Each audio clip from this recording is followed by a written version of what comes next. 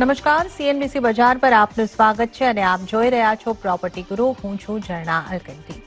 તો પ્રોપર્ટી ગુરુના આજના એપિસોડની અંદર આપણે જે ખાસ વાત કરવાના છે એ છે કે આપણે જે તાજેતરની અંદર એચડીએફસી અને એચડીએફસી બેંકનું જે મર્જર થતા જોયું છે અને આ મર્જરની ઘર ખરીદારો ખાસ કરીને જેઓ હોમ લોન અંદર એચડીએફસી અને એચડીએફસી બેંકનું જે મર્જર થતા જોયું છે અને આ મર્જરની ઘર ખરીદારો ખાસ કરીને જેઓ હોમ લોન લેતા હોય છે એમના ઉપર કઈ રીતની ઇમ્પેક્ટ આવી રહી છે, જેમણે હોમ લીધેલી છે એમને માટે આ કેટલો મોટો ફેરફાર છે, આ તમામ અંગેની આપણે ખાસ વાતચીત આજના દિવસે કરવાના છે. આ ઉપરાંત આપણે રિયલ એસ્ટેટને લગતા અન્ય ટ્રેન્ડ્સને પણ આ જે આજના એપિસોડ છે એની અંદર ચોક્કસથી ચર્ચા કરીશું. આજે આપણી સાથે આ ચર્ચામાં જોડાયા છે આશીષ કુકરેજા, જેઓ સીઈઓ અને ફાઉન્ડર છે homes5.in અને સાથે જ mymagnet.io. आशीष जी, आपका स्वागत है सीएनबीसी बाजार पर. तो आशीष जी, जैसे कि हम सभी जानते हैं कि जो एक एचडीएफसी और एचडीएफसी लिमिटेड और एचडीएफसी बैंक का मेगा मर्जर था, बहुत टाइम पहले से जिसका डिस्कशन हो रहा था, अब वो हो चुका है.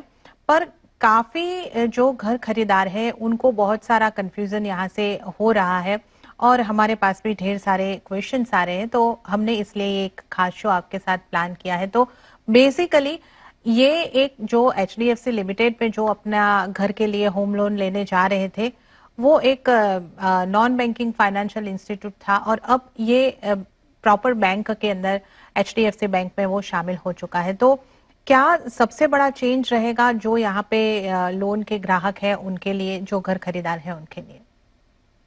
देखिए, बिल्कुल घबराहट जैसा तो कुछ नहीं होना चाहिए इसमें, क्योंकि आप पहले तो इसको एक बिजनेस डिसीजन जिसे बोलते हैं, एक बड़े कॉर्पोरेट ने एक बिजनेस डिसीजन लिया है और इसका अगर कोई इम्पैक्ट ग्राहक के ऊपर है तो अच्छा ही है, नेगेटिव तो कुछ भी नहीं होगा. अगर आप बिजनेस के हिसाब से सोचने जाएं तो आपके जो सर्विस लेवल्स बढ़ेंगे, आपका जो ब्रांच की रीच है वो बढ़ेगी, आपको सर्विस करने वाले प्रोसेसेस इंप्रूव होंगे, आपको और ज्यादा प्रोडक्ट्स ऑफर हो सकते हैं. जैसे अगर आपने होम लोन लिया, होम लोन के अगेंस्ट आपको जब कोई और सर्विस चाहिए या टॉप अप्स चाहिए हो या कोई और तरह के बिजनेस लोन्स वगैरह चाहिए हो, तो वो आपको जल्दी मुहैया कराया जा सकते हैं. और जब बैंक को इससे एफिशिएंसी मिलेगी तो बैंक भी वो कुछ ना कुछ कस्टमर को पास ऑन करने की कोशिश करते हैं through multiple ways. It's a business thing which I may not be able to comment, but fundamentally ये बिजनेस साइड से देखे जाने वाली चीज है. अब बात सिर्फ इतनी सी है कि एचडीएफसी की जो होम लोन की जो ब्रांचेस हैं, अब वो बैंक के ब्रांचेस के जैसे बिहेव करेंगी. ऑलरेडी उनके सिस्टम्स आपस में मर्ज हो चुके हैं, तो मोटा मोटा कस्टमर को आपको सिर्फ बेहतर सर्विस, बेहतर प्रोडक्ट प्रोफाइल दिखेगी. जरूर बिकॉज ऑफ एफिशिएंसी कुछ और फायदे भी दिख सकते हैं. और अगर आप टेक्निकली बोलना चाहें तो now repo rate, they will be moving from a prime lending rate to repo rate, which may also have a good impact on the way interest rates behave, जैसे interest rate behave करते हैं customer के लिए. तो I think summary अगर आप में से पूछना चाहें तो आपको फायदा ही होगा, नुकसान कुछ नहीं है. ઓકે, તો આજે એચડીએફસી લિમિટેડનું એચડીએફસી બેંકની અંદર મર્જર છે, એનાથી જે લોન લેનાર ગ્રાહક છે, ઘર ખરીદનાર ગ્રાહક છે, જે લોન લેવા ઈચ્છી રહ્યા છે, તમામને માટે એક પોઝિટિવ ઇમ્પેક્ટ જ આવી રહી છે. તમને વધુ સારી સેવાઓ મળશે અને કદાચ સમયની સાથે સાથે તમને એડ ઓન નવા ફીચર્સ પણ, નવી સેવાઓ પણ મળતી દેખાઈ શકે છે. એ આવનારા સમયની અંદર બેંક દ્વારા એની જાહેરાત થઈ શકે છે, આપણે જોવાનું રહેશે. તો ઓવરઓલ મોટો ચેન્જ નથી, તમને સારી એક સુવિધા જ અહીંયા આગળથી મળવાની છે. आशीष जी, अब मैं ये जानना चाह रही हूँ कि जिन्होंने ऑलरेडी पहले लोन लिया है एचडीएफसी लिमिटेड से, तो उनके ईएमआई, इंटरेस्ट रेट, इस कुछ जो लोन का उनका रीपेमेंट का शेड्यूल है उसमें कुछ चेंजेस होगा या यहाँ पर भी कोई बदलाव की गुंजाइश नहीं दिख रही है? नहीं, बिल्कुल नहीं, कोई ऐसा आपको बदलाव नहीं दिखेगा इसमें. जैसे मैंने बोला कि अब एंटिटी के हिसाब से रेपो रेट पे मूवमेंट जो हुई है उससे जो चेंजेस आते हैं जब इंटरेस्ट रेट्स की मूवमेंट होती है, तो थोड़ी उसमें शायद आपको स्पीड अप दिखे प्रोसेस में. बाकी जो लोन प्रोसेस करने का या लोन होने के बाद के जो प्रोसेसेस हैं वो सब सेम ही रहने वाले हैं. तो एज सच अगर आप एग्जिस्टिंग ग्राहक हैं तो आपको कोई भी किसी भी चीज की परेशानी नहीं है। मैं फिर रिपीट करूंगा, क्योंकि आपका अगर एक अच्छा प्रोफाइल है होम लोन का एचडीएफसी के साथ, तो शायद अब उसका फायदा आपको बाकी जो लोन प्रोडक्ट्स हैं या ओडी फैसिलिटीज हैं उसमें मिल सकता है।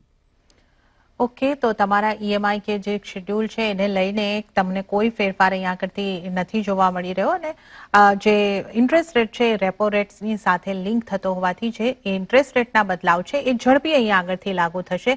આના સિવાય અત્યારે આપણને કોઈ મોટો ચેન્જ જેમણે ઓલરેડી લોન લીધી છે એમના ઉપર આવતો નથી લાગી રહ્યો.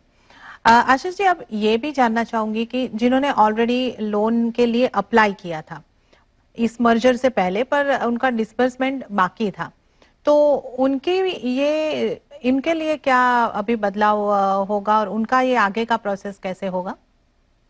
देखिए, जैसे मैंने कहा कि जो प्रोसेसिंग है उसमें जो अभी एंटिटी बनी है, जो अब नया बना है आउटफिट, उन्होंने बताया है हमें कि उस प्रोसेसिंग में कोई भी चेंज नहीं है। और हमने ऑब्जर्व भी किया है, क्योंकि हम लोन का भी एक काफी बड़ा व्यापार करते हैं, और उसमें हमने देखा है कि कोई भी प्रोसेस में हमें कोई चेंज देखने को नहीं मिला है। Time wise, process wise, system wise almost चीजें सेम ही है। इनफैक्ट मैं तो सिर्फ क्योंकि रीच बढ़ गई है, अब ब्रांच नेटवर्क बढ़ गया है, जो लोग काम कर रहे हैं वो बढ़ गए हैं, तो मैं उसमें थोड़ी स्पीड अप ही देखता हूँ। प्रोसेस आपका और ज्यादा तेजी से आगे बढ़ेगा अभी। और हाँ, मेरे ख्याल से और कोई आपको मेजर इम्पैक्ट नहीं देखने को मिलेगा अगर आपने ऑलरेडी लोन अप्लाई किया है और डिसबर्समेंट नहीं हुआ है तो।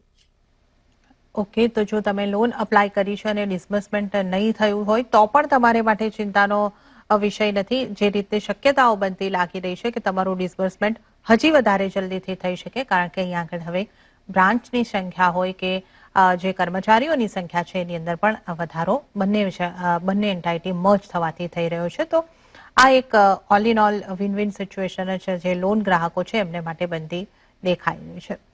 और अब अगला सवाल जो है वो मैं आपसे ये पूछना चाह रही हूँ कि लोन जिसने ले लिया है, अब अगर पहले से चल रहा है, जो काफी साल पुराना लोन है और प्री पेमेंट करना हो या लोन को क्लोज करना हो, उनके लिए यहाँ पे क्या स्थिति बनेगी? अब वो एचडीएफसी लिमिटेड पे ना जाके एचडीएफसी बैंक में जाकर करेंगे तो प्रोसीजर में कुछ डिफरेंस होगा, उसके नियम या उसमें कुछ डिफरेंस होगा? नहीं, इनफैक्ट वहां पे भी अगर आप पहले ही एचडीएफसी के अच्छे ग्राहक हैं और आपका एक रिलेशनशिप है, और फिर अगर आप ऐसा कोई प्रोसेस के लिए जाते हैं, तो आपको ऑब्वियसली वहां पे जल्दी सर्विस मिल पाएगी। और आप किसी भी ब्रांच में जाके आप ये कार्रवाई कर सकते हैं। दोनों ही एक दूसरे के जो कस्टमर बेस हैं उससे फायदा लेना चाहते हैं, मतलब दोनों बिजनेसेस आई वुड से, अब तो एक ही हो गए हैं। बट जो एचडीएफसी बैंक का ग्राहक है उसके उसके पास ज्यादा अब पहुंचेगा लोन का डिपार्टमेंट और बिजनेस। और इसी तरीके से जो लोन का ग्राहक है, बैंक के जो पुराने व्यापार हैं या जो डिपार्टमेंट्स हैं, वो वहां जाके उसको अप्रोच करने की कोशिश करेंगे। जैसे मैंने शुरुआत करी, ये एक बिजनेस कॉल थी, इसमें कोई एक एक एक एक ऐसा कंपनी जो इससे फायदा लेना चाहती है, तो इस हिसाब से उन्होंने इसको एक एफिशिएंटली प्रोसेस बनाकर आगे बढ़ाया है। अगर मैं उस पर्सपेक्टिव से जाऊं तो आप अगर जाएंगे तो आपको बैंक से भी पूरी सेवा मिलेगी। आपको ये चीज अपने दिमाग में बिठा लेनी है कि अब एचडीएफसी लिमिटेड की कोई ब्रांच नहीं है, अब सारी ब्रांचेस एचडीएफसी बैंक की हैं। और बस अब स्टाफ इंटीग्रेट हो रहा है, प्रोसेसेस ऑलरेडी इंटीग्रेट हो चुके हैं।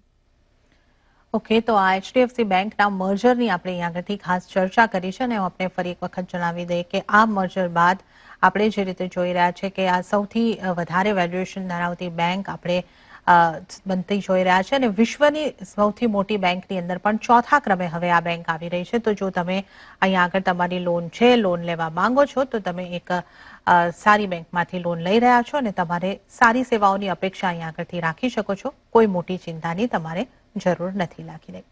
आशीष जी, आज हम इस बारे में जब बात कर रहे हैं तो ओवरऑल एचडीएफसी के बारे में तो हमने बात की, पर अगर कोई एक बैंक की बात ना करते हुए हम जो ग्राहक लोन लेना चाहते हैं, वो लोन के लिए कौन सी बैंक में जाना उनके लिए अच्छा रहेगा? मतलब क्या देख के उनको जाना चाहिए लोन लेने से पहले? कौन कौन सी चीजें हैं जो उनको एक बार देख लेनी चाहिए, जान लेनी चाहिए?